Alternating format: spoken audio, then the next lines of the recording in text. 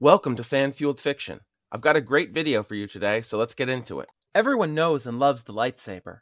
It's an elegant weapon for a more civilized age, and one of the most iconic weapons in fictional history. But how did Jedi and Sith use their sabers? In this video, I'll break down the 7th of the 7 core lightsaber forms. Form 7, also known as Juyo, the Way of the Vornsker, or Ferocity, was the 7th and final of the core 7 lightsaber forms approved by the Jedi Order. It was an incredibly aggressive form, often described as vicious, and required significant focus on one's own state of mind. While Juyo had many notable practitioners, such as the legendary Jedi Guardian Kavar, famed for his part in the Mandalorian Wars, the Sith assassin Maul, and the Dark Jedi Galen Merrick, also known as Starkiller, who was Darth Vader's secret apprentice, it had many detractors in the Jedi Order, who criticized it as being far too aggressive and reliant on internal emotion to gain tactical dominance and ultimate victory. Throughout its long life, Juyo was generally regarded as a lesser form by the Order due to the conflicting ideals of the Jedi Order and the requirements for Juyo to be used effectively, to the point of being outright banned at some points in the Order's history. Conversely, this form was loved by Sith and other Dark Jedi Orders, as it leaned into the dark side's affiliation with powerful emotions. The aforementioned Maul used Juyo to combat and ultimately kill Qui-Gon Jinn during the legendary Duel of the Fates on Naboo. Darth Sidious also used Juyo, as it was ideal for his combat style of constantly pressing the attack. The Grey Jedi Kreia explained Juyo to the Jedi exile Mitra Surik. Perhaps one of the greatest styles, learned only by the most skilled of Force wielders. Impressive. In many ways, some have described it as a surrender to the Force and to chaos, to strike at an opponent with such speed and angles of attack that they have difficulty countering it. Your number of attacks will increase, and you will notice many more of them shall slip beneath an opponent's guard, critically wounding them. But in surrendering yourself to the Force in such a way reduces your ability to resist its effects should the enemy turn the Force against you. Be on your guard. Outlining the strengths and weaknesses of Juyo. It was a fast, aggressive style that forced a foe to defend constantly, preventing counterattack while pressuring for a crucial opening. But its single-minded focus on attack left it wanting against offensive force powers. During the final years of the Old Republic, Jedi Master Mace Windu developed a variant of Juyo called VII that suited his aggressive combat style and borderline flirtation with the dark side. VII was more than just a lightsaber form.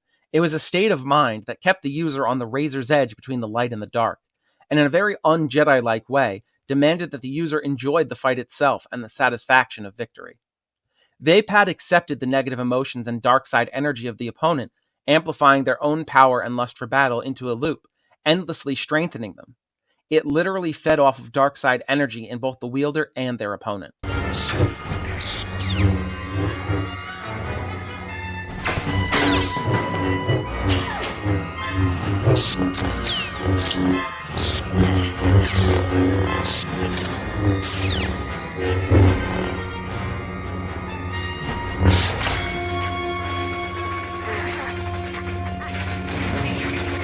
Compare that with Windu mere moments later in his duel with Sidious.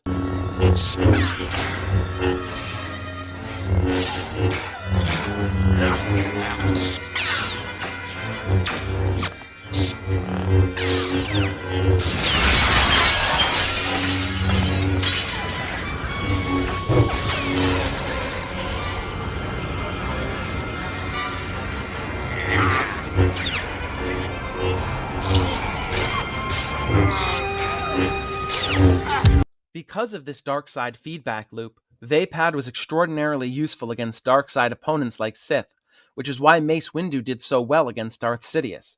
Sidious was one of the most evil beings to ever live, and all of that pure darkness was poured into Windu through VII, strengthening him dramatically.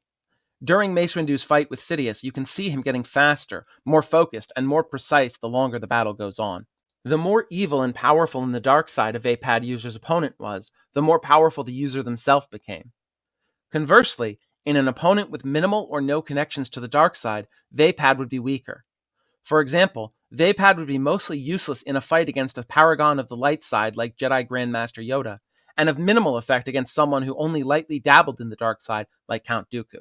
VII was so dangerous that Windu only ever taught it to a tiny number of students, including Jedi Master Depa Billaba, Windu's Padawan, and he outright refused to fight General Grievous, as the cyborg's cybernetic implants allowed him to rapidly learn the lightsaber style of his opponent, even mid-combat, and Windu did not want to risk Grievous picking up Vaapad.